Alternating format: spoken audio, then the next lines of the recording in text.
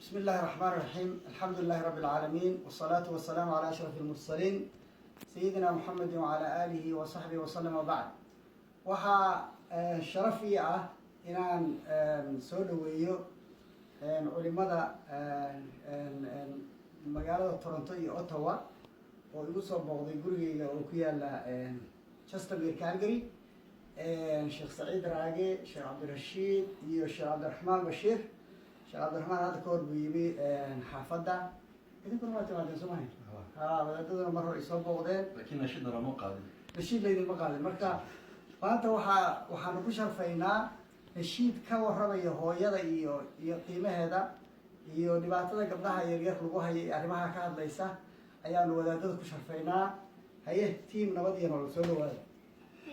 1 2 3 asaaskii dunida iyo anigu dumar baan nahaa warshadii aadmigiyo udubkii noloshaan nahaa hayasha inan raago yagiyo waxaan ahay dacwo eed baan kaa tabanayaa uurkaan kugu qaaday iyo waxaan fool arame kolol dhibaatada kugu umulay horaadada ibo macaan anqaris waxaan kaaga digay asluubta wanaagsan iyo anshaxa dhaqankiyo ciddaha akhlaaqda maxaan ku baray akhlaaqda maxaan ku baray raad baanuna sii darne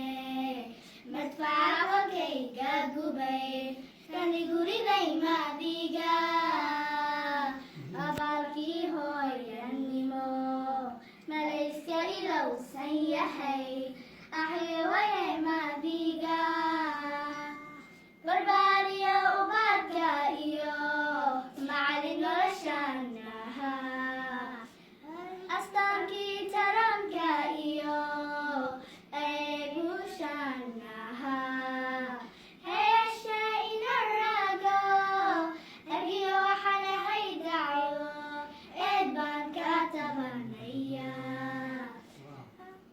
Jazakumullah.